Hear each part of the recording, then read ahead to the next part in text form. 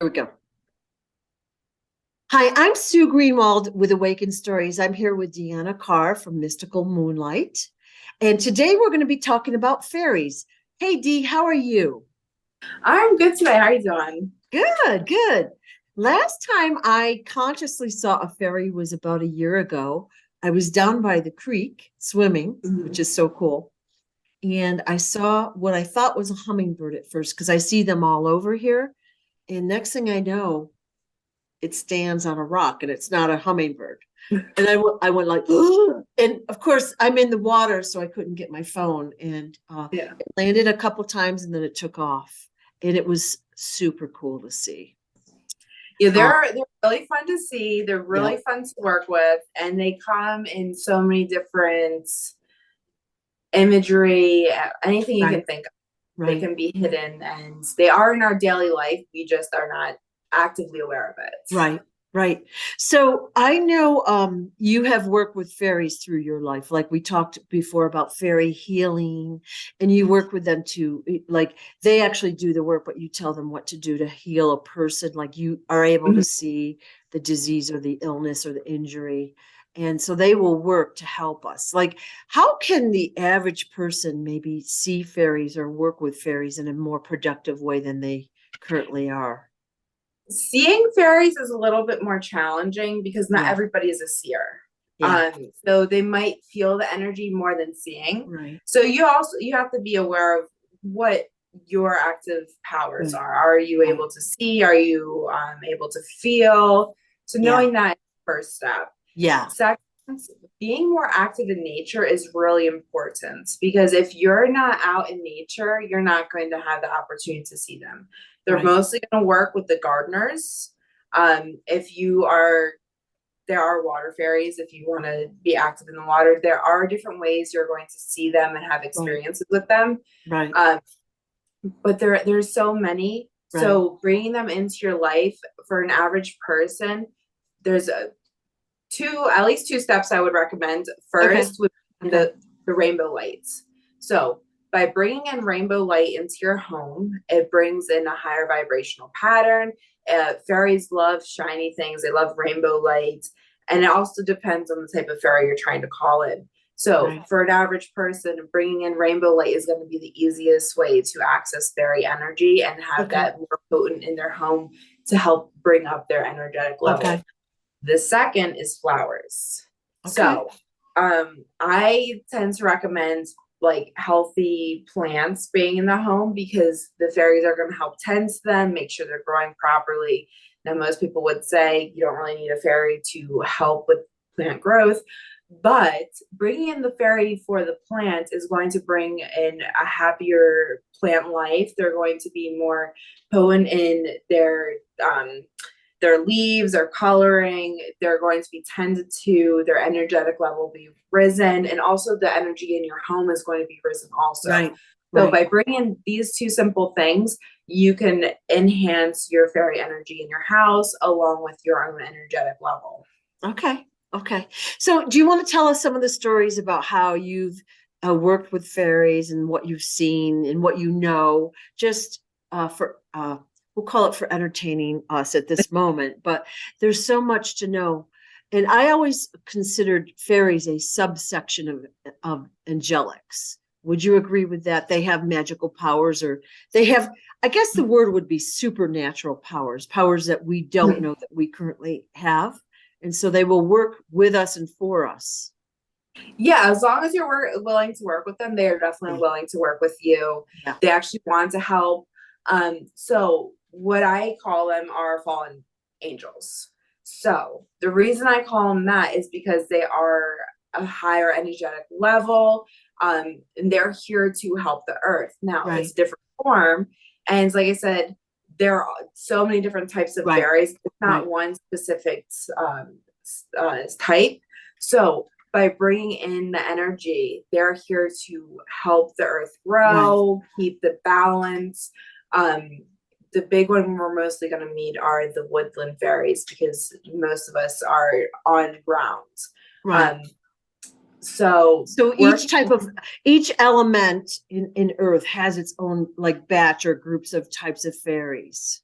yes, So like we have fairies, gnomes, we could probably list a bunch of that for the ground. And then we Yeah. have those that are water, those that are air, and those that are Mhm. fire. Is that correct?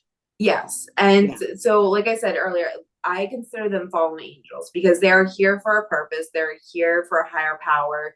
And most of them have those high abilities to, like you said, superpowers Right. to work with these elements in different ways than we naturally can. Right. So by bringing in and working with these, we can enhance the life of Earth and whatever we're working with. Okay. All right.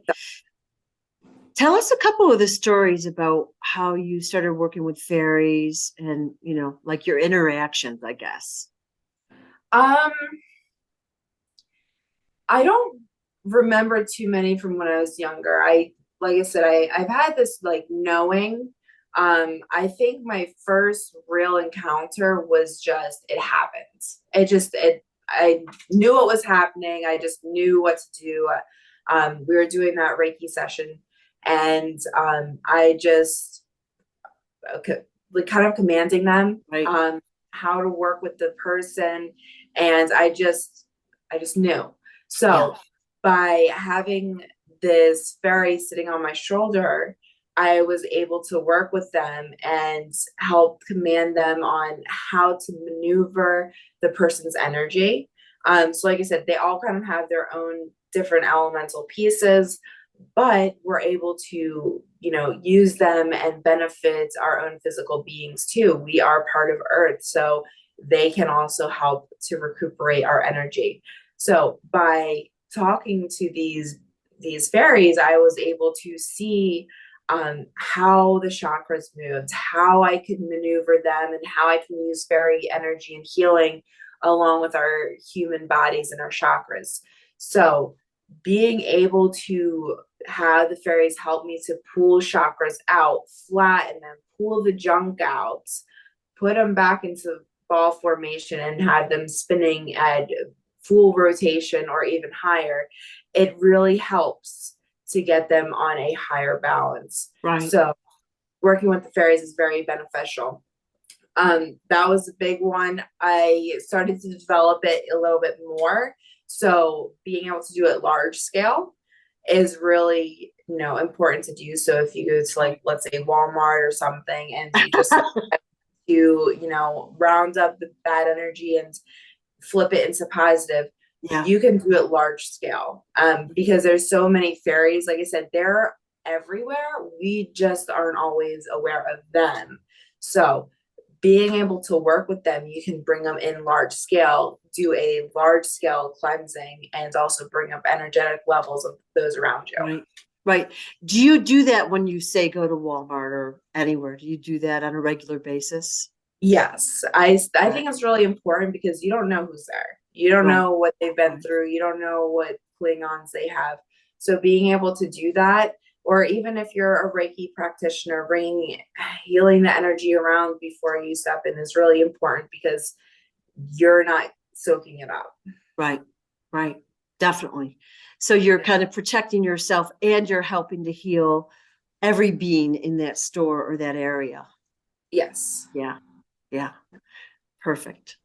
I think I do that all the time. Wherever I go, I try to do mass healing on anyone I see, even when I'm drying, and I have, the Smarty products and the jewelry and all of that. But I set out the commands all the time to clear and heal everyone.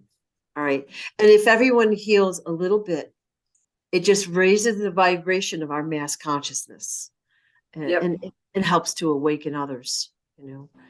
Would you say that it's true that every being, every plant, every blade of grass, every flower has a fairy that is like kind of in charge of its growth and health?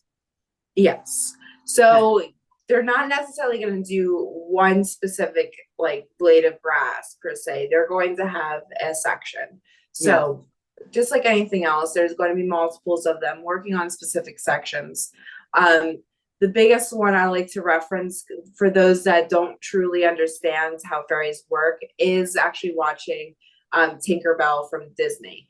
They actually get it depicted very well, because each fairy has their own section. Everybody has their own thing that they're good at. So honing into it and using it to help the plants and the earth is really important. Right. So Right. every fairy has their own specific goal and set of skills that they're going to work with and bring that energy up in the area. Right. Okay. All right.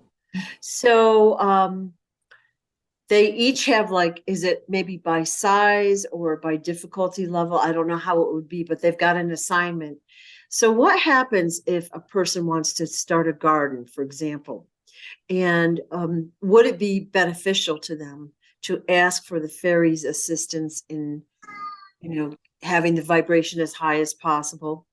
It would be very beneficial because it's going to help increase the Right. vibration of the plants or whatever they're trying to Right. grow. Right. They're going to be bending it when the owner is not even around.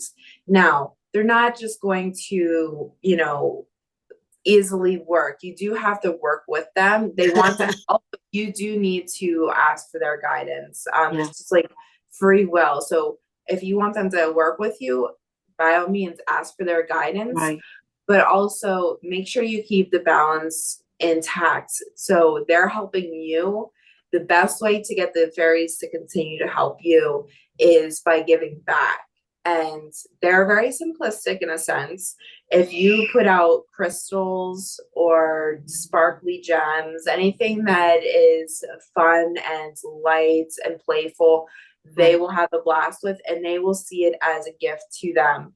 So Right. having balance is really important if you want it to be successful. Okay. All right. So basically, let's say somebody's planting grass or their yard or a garden and they want the fairies' help. They could go out to the backyard with a couple sparkly stones or whatever and say, fairies, I ask for your assistance and I'm going to gift you these crystals or whatever in Yeah. exchange. Would that be like a fair thing to say? Yeah. Having that, having something as a gift for them, Yeah. no matter what we see it as, they're going to see it as something Yeah. differently. Yeah. So as long as you're gifting and as long Right. as you're giving, they will see it as positive. Right, right. In general, I think fairies also, if they see you as helping Earth, they see you out doing positive things, watering your plants, planting flowers, whatever. Mm. They're excited about that, and they'll kind of help anyway. Oh If yeah, they want to help. yeah, And that's where, like, if they see you going out of your way doing something, they're going to right, come and help. I right, always suggest giving the option for them because you don't want it right, to feel like, you right. need to help me, you're a fairy. You want it Yeah, to be, so it's yeah, really important to have that balance with them.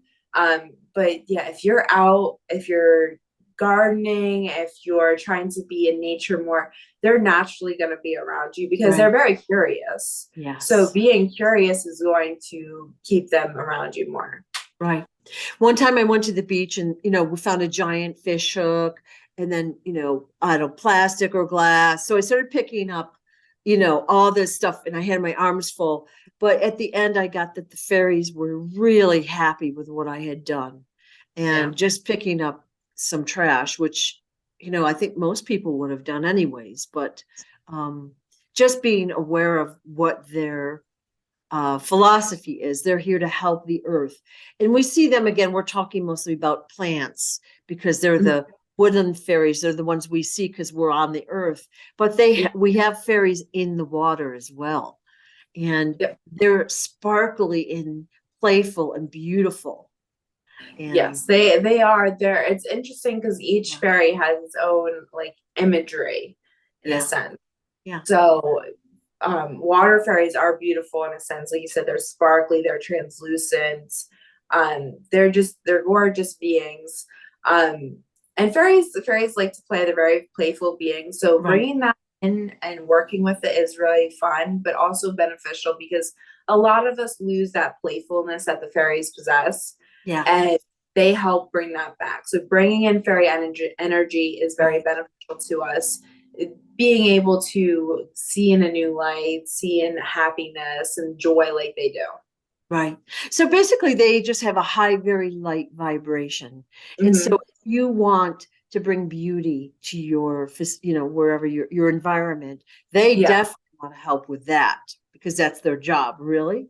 So Mhm. if you are the opposite and you don't care and you pollute and all that, they're not going to be super happy with you, you know? No, no, they're not going to be happy at all, because you're harming, you're not Right, helping. right, And, some of us, we might even be harming without knowing. So right, being aware of our own practices right. and we do on a daily basis is really important. One, for the earth, because I mean, this is where we're all living. But two, for the fairies Mm, too, because we're sharing this environment. You may not right, be aware of their presence, but right, they're certainly there. right, And by you disrespecting them, you're not really going to gain any brownie points. You're right. not going to gain help. And, I always like to say fairies and gnomes like to play games. So if Yeah. things go missing, it's because of that. So even if you're nice, they'll start Yeah, playing with you. I mean, right. they do it to us all the time. But if you're more on the harmful scale, they're going to mess with you more, and Definitely. it's gonna be more of a snowball effect because they don't like how you're treating their Right, environments. right. Definitely. Yeah. Yeah. Any other stories you want to tell about the fairies? Um, I'm just thinking of the first time I saw one with my eyes, was you were probably in high school and it was in the grass and it just like I was outside and it zipped away. And it wasn't a bird, it wasn't a plane, it was a fairy and I knew it. But what I thought at that time was, I tried to do organic everything, food, yeah. whatever. But a lot of people put pesticides and chemicals on their grass Mhm. in their plants, and they think that's helping them to grow when it's really kind of doing the opposite.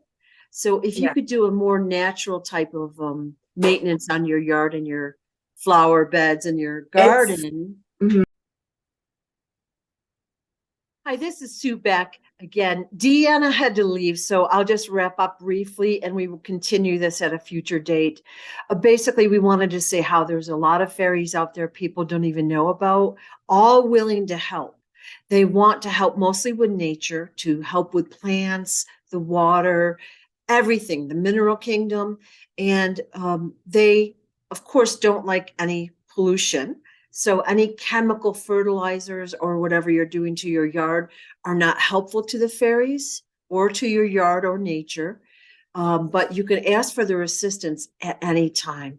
All right. So Deanna will be doing online interviews like this on various topics as we proceed. She'll be doing readings, personal readings for those that want them. And she will also be doing readings on her YouTube channel as she feels fit. So thank you for watching this and hope to see you soon. Take care.